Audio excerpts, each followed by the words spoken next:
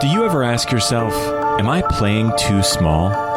Have I left it too late to start afresh? Will I come to the end of my life and feel that I somehow let myself down? This is your invitation to hear from some amazing people who have asked themselves those very same questions and chose to wake the F up, to get off the hamster wheel of mediocrity and seize the life that was calling them. Be inspired and be challenged to discover who you have the potential to become and the contribution you're here to make.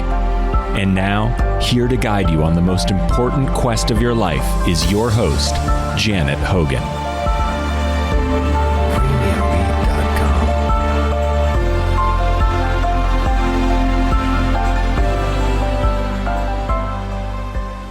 Imagine if you had to spend a year of your life on your back, in bed, trying to heal your body, but so immobilized that just getting through each day was an unimaginable ordeal. How would you cope if for a whole 12 months it felt like your physical self had been taken away and all you had were your thoughts and feelings, mostly negative ones, to get you through? How do you think it might affect your future life? For my next guest, the impact was profound. At just 22, he had to confront his dark night of the soul and reinvent himself from the inside out. Today, as one of Australia's top fitness coaches and CEO of Recalibrate Melbourne, he's made creating healthy bodies and minds his business.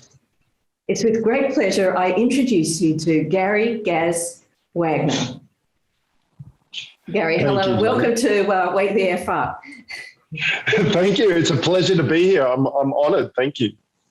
So, Gaz, it sounds like at that tender age of 22, you had quite the wake the F up moment yourself. Can you talk to us about that? Yeah. First of all, this podcast spoke to me straight away because there's been so many moments in my life where I've had to go through that journey. But this particular moment when I was 22 is probably one of my most profound and defining, as you said, because I was so very suddenly and almost inexplicably struck with the most torturous level of back pain that immediately incapacitated me. And it was almost an overnight thing. And yet the journey back from that was over the course of a year and is something I have never forgotten in the years that have gone past, because it was such a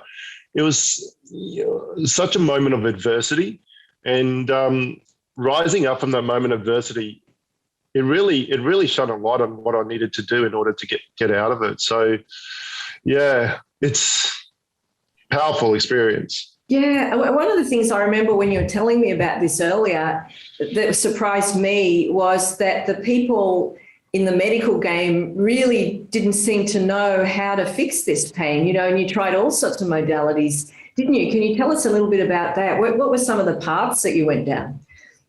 So it was really interesting. I'd been getting around the gym for a few years before that. I sort of started working out and finding my way around the gym, in my late teens. And when I was hit with this back pain, I was recommended to go to see physiotherapists. There was a surgeon that flew in from the coast because I was in rural Queensland that time, went to see massage therapists and whoever I could that was available. And time again, I would just come up against this roadblock. The MRIs would be done and the x-rays would be done. And they're like, we can't find a reason for your pain. So, we could try more painkillers to get you out of it, or we could, look at surgery to try and fix it. It's like, neither of those sound like good options. The other therapists, they may give me some relief, but I didn't really walk out of those sessions with any understanding or empowerment about how I can tackle this myself and how I can kind of take back control of my own body. And everyone seemed to be hitting this almost stereotype of, well, if it's not in my box, there's no solution for it. There was no exploration. There was no, what else is going on in your life as a person, Gary. It was all like, this is my set of conditions. You don't meet that set of conditions, so therefore I can't help you. Where else can I go? You'll have to find out for yourself. And It's a very isolating, frustrating, and a horrible experience. And one of the moments of clarity that kind of came to me on that journey was, I can't be the only person. Like, I can't be the only person that has been hit, with such a debilitating level of pain, not just in the back, but in other areas, and then be seeking out professional help and not be able to find professional help purely because I don't fit into a predefined box. And that was, looking back at it, 20 years back, it's one of the key moments that led me to the position and the job and the work that I've done ever since. Is why do we have to define people as, components or pieces? Why do we only tackle the injury? Why do we only talk about one aspect of a person when we're trying to help them? Why can't we work with the person as a whole? And that holistic approach is essential, I think, to any sort of progress or growth in a person. You can't just grow one aspect of yourself. You can't just heal one aspect of yourself, because if you try to do that, you're really robbing yourself of the rich tapestry that can happen as a result. So ever since then, I've always tried to deal with people and work with people as people first. And the condition, it doesn't define them. It's just part of what's happened to them. Yeah, that's fascinating. And well, it sounds like it delivered you a massive injection of wisdom at a very young age, when most people are still trying to figure themselves out. And perhaps that was an amazing gift of time that you were given to self-reflect. But it certainly speaks to kind of what's wrong with the world, doesn't it? That we compartmentalize ourselves off into areas of specialization, particularly in health.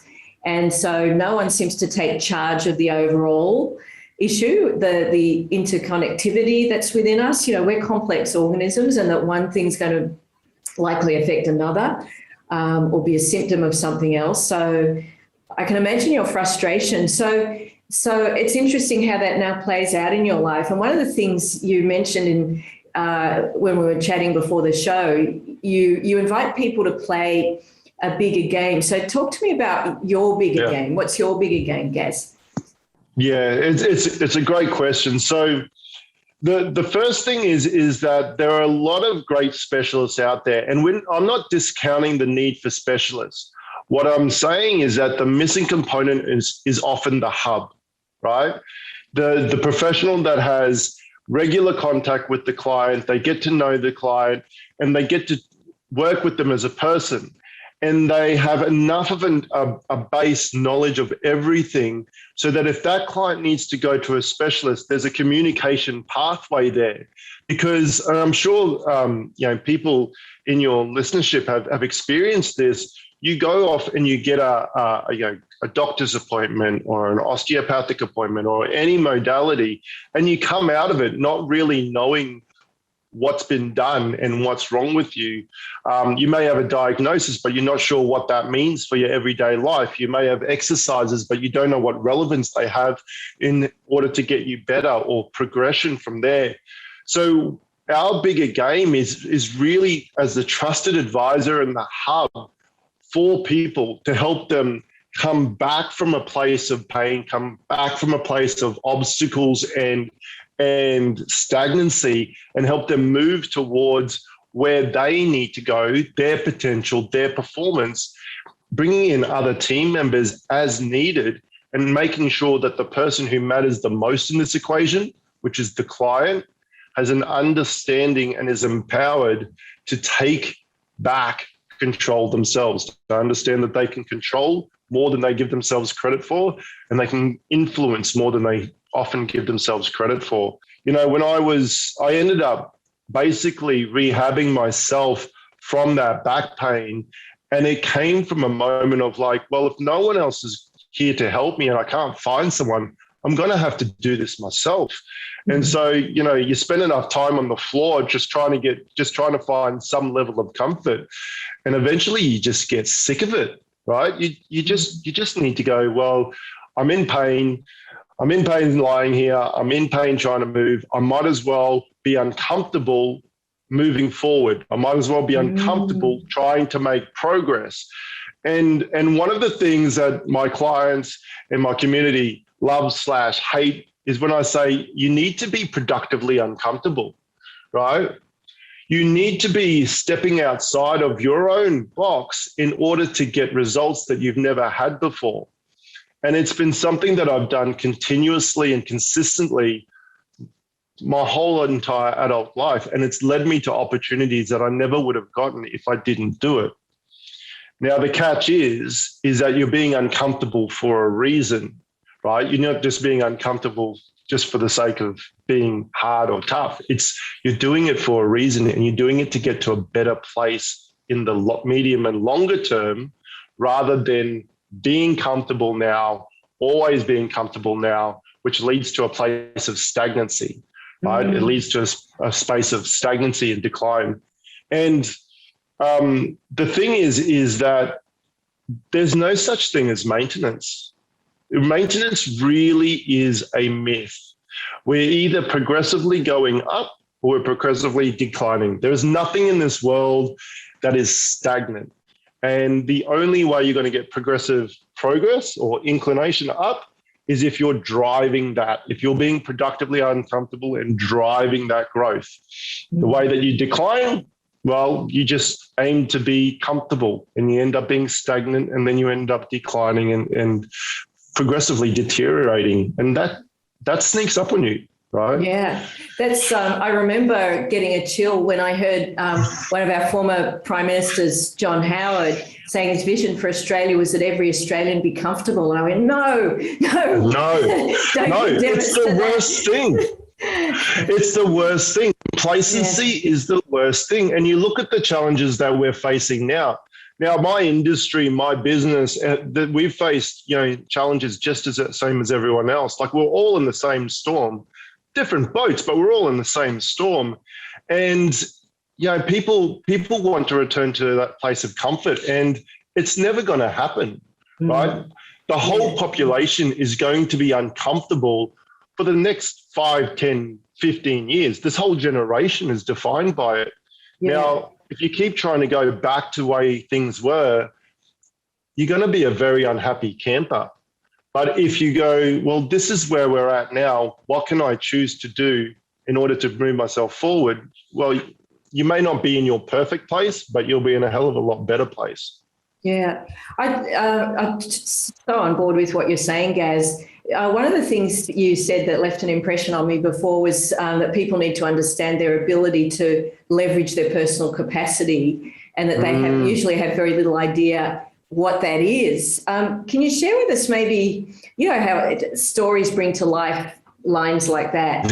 Is there a client that you can think of where they might have started off in a certain place and they've achieved a capacity that would have been, beyond their imagination? Apart from your own story, is there someone that you've worked with that you could share with us, just to give an idea of the kind of transformation that is possible for people who might be feeling uncomfortably comfortable in their lives right now?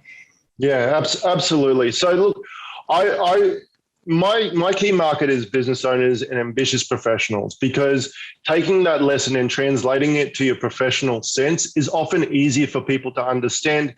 And businesses drive our community, right? They employ, they affect community. So the example I'm going to give you is of a business owner. Now, this business owner, she was in her late 50s, was very successful, an expert in her industry, and really, I came across her in quite a strange way for me, right? I was just on social media and I was in an industry group, and someone asked, who is the best personal trainer in Melbourne? Right? I've got a client coming in from Brisbane. Who's the best personal trainer in Melbourne? And everyone's like putting up their hands and saying, oh, this guy, this girl, they're the best trainers, or I am, or he is. And the first thing I asked is like, well, who is this person? Who is this person, and what do they need? Because I'm good. Right. I'm really good, but I don't know this person from a bar of soap. Anyway, so I laid touch with her, and we had I was just away on Easter holidays. I was taking my family away for Easter holidays, and I made contact with her, and we had a good text conversation because she was traveling and I was traveling. And she gave me a lot of detail, straight up, like a lot of detail, straight up. And that is an indication to me straight away that no one has ever listened to her before, right? No one has ever taken the time to actually listen. Maybe no one's ever asked the question in terms of, who are you? You know, where are you coming from? What obstacles have you faced, and where do you want to go? And we had this massive conversation. Now she's very direct, director of a company, and she goes, well, I'll try you out. I only train at this time of the morning, right? I want to train multiple times a week, and these are the reasons why. Okay. I said, okay. So she came in. 2 years prior, she'd lost a lot of weight. It was the first time she'd really been purposefully active her whole adult life. She'd been a busy professional. The trouble was she'd lost a lot of weight, but she'd also acquired a lot of injuries. So her whole capacity increased as she lost weight, but rapidly diminished because everyone was just going on that go hard or go home philosophy. Everyone was just trying to carve the weight off her and just treat her as a segment, right? The weight loss is the problem and nothing else. She came in for her first session, and this is kind of the all or nothing behavior type, right? High achiever. People look at them and go, oh my God, they've got amazing energy and they're always on the go and they're so productive. She came in at 5:30 in the morning, all guns blazing. And I was like, whoa, hey. I was like, okay, what we're going to do is we're going to lie down and we're going to breathe. And she said, why? And I said, well, you want to run better, right? And she said, yes. I said, well, in order to run better, you need to be able to breathe. That she accepted. If I told her my real motive was I just needed her to calm down a little bit, Janet, she would have just walked straight back out that door. Yeah, you're not meddling with my mind, are you, Gaz? She would have been. Yeah, that's it. She was like, well, I'm not coming here to breathe. Yeah. But here's the thing. Within 2 weeks, she was standing straight up, because what she didn't know or didn't realize that she was so riddled with joint pain, back pain, and so limited that she actually couldn't stand up straight anymore. Within a couple of weeks, she also noticed an improvement in her work performance, right? The gentle, methodical start that we gave her started to teach her how to switch gears and work from a place of increased capacity but less stress. Because here's the thing about an all or nothing behavior type. When you're cooking, you think nothing can stop you. The world is just flying by at 100 miles an hour. But all it takes is a little obstacle, a little deviation from your plan, and your fallback position is zero. And so if you look at the progress over time, it's stop, start, stop, start, stop, start. You're never continually moving forward. You're always going flat out for a sprint or lying down on the couch. And so what I was teaching her was how to switch gears and get through her life with more capacity, less stress, and more clarity. So some of the things that she reported after her first year, and this is a data-driven professional, she reported to me that her work capacity actually went up. Her charge-out ability went up. Her ability to de-stress and deload when she wasn't at work increased. Her joint pain movement went down. She achieved all of her physical goals and more. Her first physical goal was basically to be able to run 5K. She now has completed half marathons. She's gone up and down mountains for obstacle courses. And this year she's been learning how to sail again. And at one point, she was even looking at the Sydney to Hobart yacht race as competing as a crew member. Like a massive journey in 2 years. And her capacity is exponentially increasing. And where did it start? It started by me getting to know her, teaching her how to breathe, and then progressively layering it down to get her stronger and fitter. Right? Yeah. So it sounds Does that like, give you what you need? yeah, no, that's great, because it gives me the philosophy of how you work too, because I really relate to that, go hard or go home thing. That really was the mantra. And it was all about self-sacrifice, wasn't it? Sacrificing yourself on the altar of hard work. That was the key to success. And it's really self-punishing when you think about it. And what you seem to offer is very nurturing. It's like, this is what's going to make you feel good, what's going to be good for you. And if it's, someone used the expression earlier today, I was speaking with, they said, divine selfishness. It really resonated for me, because I thought, everything we do needs to be an act of divine selfishness. Even when we're being of service to others, it must serve us first. I say that as someone who's been in the space of self-sacrifice for most of my life. So I know the pain of self-betrayal, what that feels like, and it's a hiding to nowhere. There's no joy in that. So I really love the fact that you encourage people to get more into themselves, not more away from themselves, because that's what we do, isn't it? In the entrepreneurial space, we're running away from something. Yep. There are a lot of people that are a little bit ADHD in this space, and we equate any movement as good movement, but maybe sometimes the best movement is to go within. So thank you for sharing that story. I think that's illuminating. The other thing I'd like you to speak to, just honouring the context, which is COVID and lockdown, and I'd like you to put your business owner hat on and just speak to the business owners out there. How have you dealt with, you're in one of these industries that's had to close down entirely. How did you not collapse in a heap and go, I give up, it's too hard? What did you do to deal with this? The very first thing I did was I made a decision. I just made a decision, and I looked at what was happening, and I'm not particularly across world events. Like I don't spend every day sifting through the news and disseminating everything that happens in the world, because I'm focused on my world and what I can do to make it better. But when I looked at this situation, I'd literally just come from running a conference for fitness businesses. And on that very weekend that we'd run that conference, the whole city shut down. Like Melbourne was shutting down the next day. And I looked at the situation and I decided that this is a defining moment in history. I don't know the extent of it. I don't know how long it will last.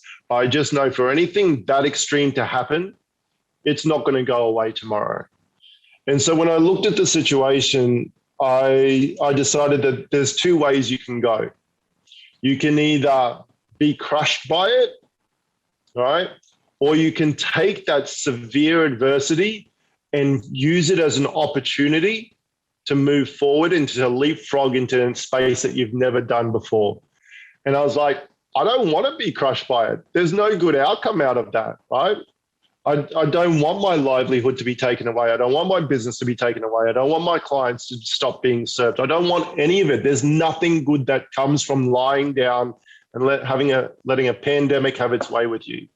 So my only choice, and the choice that I chose, was to stand up, innovate my business, strive to make it better, strive to make it resilient, and turn this adversity into opportunity.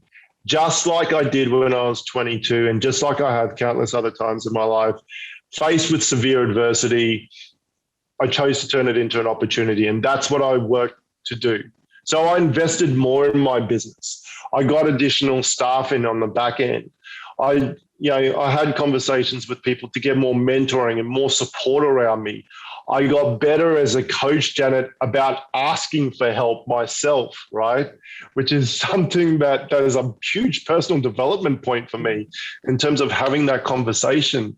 And so that has been my focus, building out the online component so we can service and support and coach clients anywhere in the world, even in lockdown areas, and give them the benefit of what we do in the best way possible. That is the option for me. All right. Yeah. So I'll just jump in here, Gaz. Does that mean that a client doesn't have to be based in Melbourne to benefit from what you do? No, they can be based anywhere in the world. And the beauty of it is that this mentality of, I'm going to exercise when I'm in town, and then on holidays, I'm going to take a break from, looking after myself, my self-care and my self-optimization. That helps eradicate that excuse. And it becomes about investing in yourself every day, even if it's 10, 15 minutes, no matter where you are, and reaping the rewards of that on a regular basis. So they could be anywhere on the planet. I had a lovely chat to a guy in the US today, right? We've got clients all across Australia, and we're really looking to work with the people who share the same values as us, regardless of where they are. Yeah, I agree. I think the gift of COVID for Australians in particular is a breaking down of the barrier. Australia's not an island anymore because it's given us, it's okay to work online. Previously, working online was always seen as the poor cousin to working live with someone in a room. And COVID smashed that myth. And this is significant for, us Antipodeans who've always been living on the arse end of the earth. Yeah, I know. Yeah. The party's happening on the other side, that suddenly all these other countries are accessible. And maybe we don't realise just how profound that shift is, but I've certainly found that as well, that, it's a matter now of seeking out people not based on their geography, but their values. Yeah, and here's the thing, is that in a traditional model, the coach would have to match their schedule to the client, and there's that whole scheduling issue. Now it becomes about how do we build the optimal schedule for that client, all right, in an environment that works for them. And it doesn't matter if I'm available at that particular point in time or not, because we've structured the custom programming, we put it all together, and we're still available for that client to support them. Not just one session a week or 5 sessions a week, even every day of the week, they're getting some input, some stimulus, right? And that's where those positive adjustments and recalibrations are coming in. Yeah. Yeah, well, because I'm in Bali at the moment, so I'm thinking, maybe I could work with you. We'll talk about that afterwards. Talk about that. Talk about that afterwards. Yeah. Okay. So it's interesting because I think there's so much intersection with who we are as beings. We tend to measure the world in its physical terms. It's like the iceberg. We see the tip of the iceberg, we think that's it. And then there are these realms beneath that, our thoughts, the mental realm, then the emotional. And now we're even talking about the spiritual realm, which seemed to be out of bounds really until quite recently, talking about that in a mainstream sense. And what I realize is that, each of us doing our bit, the bit that we love, can affect the whole organism, the whole self. So It's very interesting to hear how you're doing that via we all have an idea of what we think fitness centres and gyms are, and you're really turning that on its head. So I think that's inspirational. Thank you. So, honestly, just the way you speak, so much from the heart and so much confidence. I can see all the work that you put into yourself. It really shows. So one of the things I like to demonstrate in these interviews is that we're all on a journey.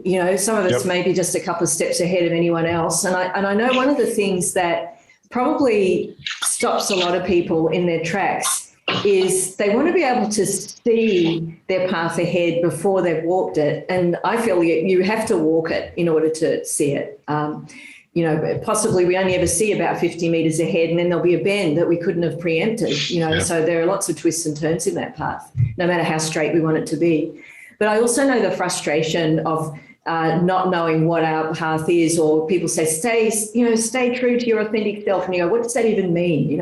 Align with your values. What does that mean? So for anyone who hasn't listened before, I created this tool called the Magic Triangle just to help you understand what is important to you and what your true path does look like, not according to what society's told you or what you think might be what you need, but what your intuitive self, the self that we probably don't tap into enough, what that self wants, what's the yearning there. So I got Gary to fill this out the other day, and, and what we end up with are 3 needs. So the idea is that you choose something that you want more of in your life. You might already have it to a degree, but if anything, you'd like even more of it. So what Gaz came up with were three needs: accomplishment, abundance, and harmony. Now, on the face of it, they just sound like random words, but actually there's a lot of meaning behind them, and that's what we're going to explore now. So, Gaz, I'm just going to ask you if you could just share with us what each of those words start. Let's begin with accomplishment, and just tell us what does accomplishment mean to you? Accomplishment basically equates to earning something from me. Right. I feel like we are the biggest drivers. We are the common factor in every aspect of our life. And in order for us to reap anything genuinely and being able to receive it, we have to earn it. And accomplishment goes hand in hand with that. And recognizing that you've done it as well. Like saying, I did that. I earned that. I deserve that. And then you're more likely to handle that in a more diligent or responsible or enjoyable way even. Yeah. So it's required getting out of that comfort zone, presumably, accomplishment. It's involved some kind of growth, stretching of yourself. Is that right?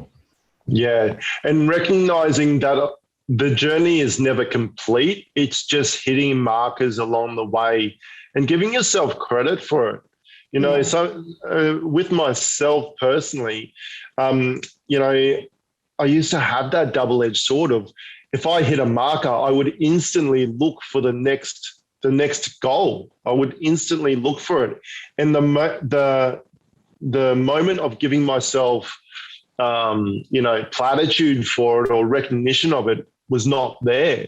And it was something that always frustrated me because I would never get to a certain point because I'd always be looking in the future. So accomplishment is actually recognizing, hey, I've done this, right? I may not be in my perfect state, my perfect body or my perfect business or whatever, but I've taken steps forward. And every time I get out of my comfort zone, I take more steps forward, even if I have to repeat lessons. Yeah. Okay, thank you for that. That's excellent. So what I'm hearing is it's something that you have to actually earn that involves some degree of effort and growth. So you were speaking before, there's no such thing as stasis, that we're either expanding or contracting. So I imagine you're on an expansion path through this, but Correct. Also importantly, honoring what you've accomplished too, recognizing that and celebrating that. Okay. Excellent. Thank you. How about abundance? Abundance is like a word that can be interpreted so many ways. So tell us why that came up as one of your top three, Gaz. Abundance to me is having richness in everything. All right. Yeah, it can be equated to monetary value, but it's not all about that. Like, you know, sacrificing yourself on the altar of corporate success and sacrificing everything else, that doesn't give you abundance, right? It doesn't give you abundance. To me is the whole life, the whole person. You know, you enjoy your life, you have great professional success, you have good social relationships, you have, you know, the financial freedom to be able to do more of what you want. All of it is in a growth, and again, in the growth stage of rich and getting richer. And so abundance signifies that for me, and that's what I work towards. And if I can achieve it for myself, Janet, that's the people around me as well, right? Because everything flows over from my cup into the people that I connect with. So that's what abundance means to me. Yeah. Yeah. Thank you. Yeah. So it's not just an accumulation of things for its own sake. And that richness can apply to every area of life, can't it? Health, connections, experience of life. Yeah. Okay. And everything's interconnected as well. So you know, it flows on. Yeah. Okay. Now talk to me about harmony. That came up as your number one. So tell us about that. So harmony came up as my number one because in order for me to earn and accomplish, and in order for me to get to the abundance stage, harmony is what I'm focusing on right now. And harmony is different to me than the word balance, because I may be focusing more on my physical self right now, and other things may take a step down the scale in terms of how much time, how much energy, how much focus I'm giving it. But it's working well for me right now in this current moment for me to get where I need to get. When I reach the next stage, another focus may lift up, and that may drop down. So my physical focus may drop down and my mental and emotional growth may step up. But again, it's in a place of harmony. If you're looking at balance, you're trying to get an equal contribution in all aspects of your life in one particular moment. And it's just not possible, right? And when we don't achieve that, the trap is that we're like,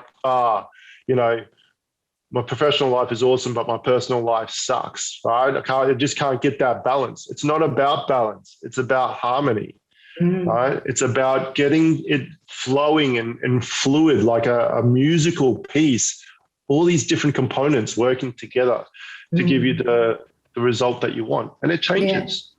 That so speaks to your philosophy of how you show up in the world. And yeah, it's interesting how balance has been the mantra, but balance really, it's like a seesaw, isn't it? It suggests two non-integrated things vying with each other for greater attention. Competing. And we've got enough competition, haven't we? That we don't want to introduce it into the self, then we become the divided self. So harmony, as you express it, what I hear is it's a form of integration where the elements are working with each other, and at one point family might be playing up loud, that's fine, so long as there's not discord, right? So it's finding a flow. And maybe this is the time in our evolution as a species where there's an invitation for a harmonious life, even being given permission to work from home, dads being able to spend more time with their partners and their kids, and that being okay. Maybe that's the invitation for us to enter a state of harmony. So thank you for sharing that. The way the triangle works, it's interesting. So we answer it from the point of view of our inner self. So in terms of your inner world, Gaz, it describes the thing that's most important for you, which really is your highest value. And I have to say you're putting it out there already, your highest value being harmony. That's what you stand for. And I think you're very clear on that. And then so if you like, harmony is the vision for you. And then the mission, of course, is how you achieve that vision. And that's basically through accomplishment and abundance. So through accomplishment and abundance, you achieve harmony. So by bringing those two aspects into your life, that makes you feel good about yourself, like you're in integrity with what's important to you. Does that sound right? It sounds spot on, Janet. Yeah. Spot on.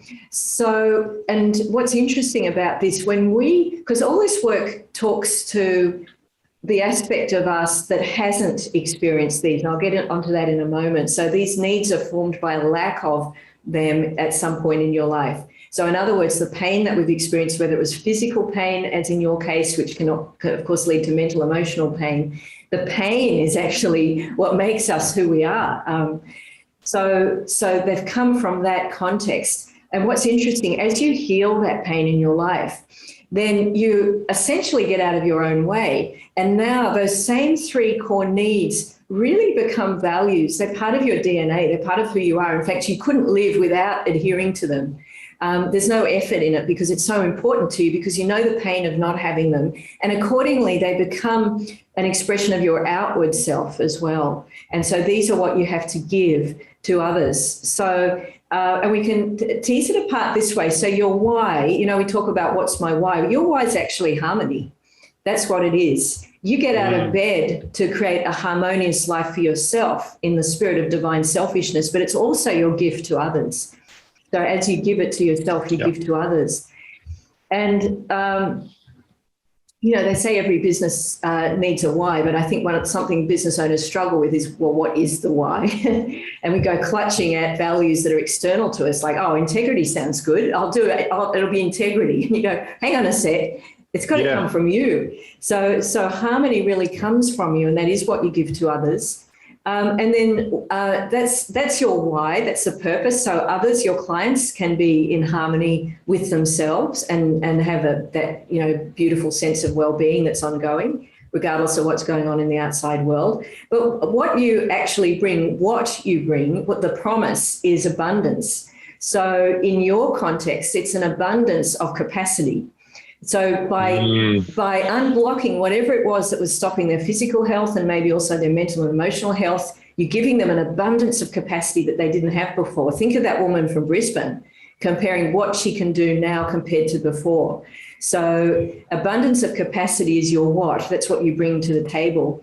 And then your how you get people to do this is you give them a series of little accomplishments. So, so they're being rewarded on the journey constantly, whatever that is. There's something that they do that can be measured, that signifies their progress. And there's some kind of acknowledgement from, I imagine, your coaches during that process. Yep. A pat on the back, and then they're motivated to take the next step and the next step and be okay with that ongoing growth. So essentially what you give for yourself is ultimately what you have to give to your clients. Does that make sense, Gaz? It makes perfect sense. Beautifully put. Yeah, that's your brochure copy. Now we'll get onto your media plan. Fantastic. This is multitasking, right? Who says you can't multitask? This is the old advertising person in me coming out. So the other thing, of course, that we have to be wary of, and in the same way you speak to pain and you say to people, you have to enter your growth zone, you have to be ready to take action even while you're in pain, while it's uncomfortable. My message is very similar in a different context, which is if you really want these things, these core needs, then you must be prepared to face the thing that could stop you having them. So let's just do a dive into that. So again, it's very simple. So you know that harmony is your North Star, and that's what hangs out there as the thing that lures you, that pulls you forward, right? Because it's what you desire most. And in the same way that whatever it is that we desire comes from having suffered the lack of it, so our desire or the lack of what we've had actually starts to form who we are. It defines who we become, our capacity to grow. So harmony is important for you because somewhere in your past, you've known the pain of lack of harmony. So imagine that harmony sits out on your right-hand side, and we just swing 180 degrees to look to your left, and there is the opposite of harmony. Now, if you were to sum that up in a word, Gaz, what would that be, the opposite to harmony for you? Disharmony. Disharmony, okay. All right, so I just want you to imagine disharmony and just go back to... you might want to go back to a moment in your life where you experienced disharmony. Is there anything that comes up for you there? I know straight away where my greatest wounds are with that. It was when I was 5 years old. My very first memory is the fight that my dad and my mum had. And I was under the coffee table, and that moment when my family broke up, my mum left and I ran after her, and everything was disharmonious in my entire world from that. That is my first memory, and that is the reference point of pain that set a lot of my life on the path that it did. And that was a very disharmonious moment. Yeah. And when you go back to that moment, what emotions do you feel? What emotions did you feel back then? How old did you say you were? 5? 5. Yeah. Do you remember the feeling of that 5. being under the table and hearing that arguing and the conflict? Yeah. Fear, sadness, confusion, basically that fear emotion, that was the biggest thing. Yeah. And, underlying the anxiety that I first thought was social anxiety in a good portion of my life, and what I realized was actually connected to my entire life, underlying that was the fear. Yeah. So thank you for sharing that. And of course, we could go further than this, but we won't within the constraints of the podcast. But if you're listening to this, understand that trauma that Gaz just described, we tend to think is, we partake in the trauma Olympics. We think, some of us say, I haven't been traumatized. I had the perfect childhood. They might not remember that significant moment that's so clear for you, Gaz. But we all experience this, every one of us. It's impossible to be human and not have experienced this trauma, if you like, or I call it a crime, because to the child it is a crime. It's a feeling that something wrong has happened where suddenly, not only is it the breakup of your parents, but you see, as children, we see ourselves as all powerful. In other words, and that's a double-edged sword, because as all powerful creatures, things don't happen around us, they happen because of us. So part of you, Gary, as a 5-year-old would have gone, mummy and daddy are breaking up because of me. And that's where the real pain lies, more than the breakup. It's directing it to yourself. And this is where shame is born. And so what's fascinating about this, because shame is a very misunderstood emotion, but shame is a power tool for children, because the shame is so strong that they, at that point, and you might not remember this, but subconsciously, children, when they feel this, they go, hang on a sec, I'm not loved, I'm not wanted, I'm a bad person because look what I've done to mummy and daddy. I better rewrite my life so it has a happy ending.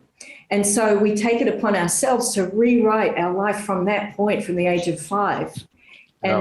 And to do that, we have to tell ourselves a story, and a story that's probably quite dark. So this is the journey. The hero's journey of the soul is to go to this place and find out what that story is. That's what I call the core destructive belief. And when we can bring that to the surface of ourselves and go, oh my God, this has been driving my behavior all my life and I didn't realize it, that's when we really step into our power. But otherwise, what we do, and again, this is part of the human journey, is to reinvent ourselves so that we will have a happy ending. And we see this in the entrepreneur space, that core destructive belief, whatever it is, will create a fear, a core fear, whatever that is. And then that core fear is what drives us to be the other, to be someone else, to wear the mask that will provide us with the success, ultimately the love that we're looking for. And of course, it doesn't do that. It doesn't work. And so there we go. We go at some point in our lives, again, not consciously, we go, oh my God, plan B didn't work. And so that's when we enter a state of amnesia. And in that state of amnesia, we numb ourselves, and that's when we become addicted to whatever it is. You're talking about the client in Brisbane, to just being an all or nothing kind of person, hyperactive or a martyr or whatever it is. We get into this state of addiction, which only ends up one way, which is it's unsustainable. We burn out, we become exhausted. So thank you for sharing that. Just to say that this path is common to all of us. And so the next step, it's not for everyone, but is to actually discover what that is. And, it sounds to me, Gaz, that you're really on your growth journey. But if anyone listening to this is feeling stuck, or you feel that there's something wrong with you, or, everything's going wrong, understand there's nothing wrong with you. It's just this story is still playing out and you're probably not aware of it. That's all. So thank you for sharing that, to show that it doesn't take long, does it, to get to the bottom of who you are? It doesn't have to take long. No. And the use of the right tools administered by, people in a position that really want to help you is incredibly powerful. Yeah. I've always been a person of reflection, but one of the things that I could have used to fast track that is finding people who resonate with me and making them allies in that journey, and I have found allies, but when you find an ally and you think they're an ally, you gotta approach them. You gotta be open and just say, this is where I'm at. I need some help. And often you'll be surprised, right? Often you'll be surprised by how much assistance can be gathered from that. Yeah. Thank you for that. I think that's an important message. And actually, let's just end on, imagine you're speaking to someone out there, maybe it's a business owner, Gaz, someone who's feeling, maybe they're feeling overweight, demotivated, maybe a bit unloved. What would you say to that person that's listening to this? Oh, it's put me on the spot. What I would say to this is that the pain and the discomfort that you feel, no one knows what it is exactly. No one knows what it's like to walk in your shoes. But what they can do is they can come from a place of empathy.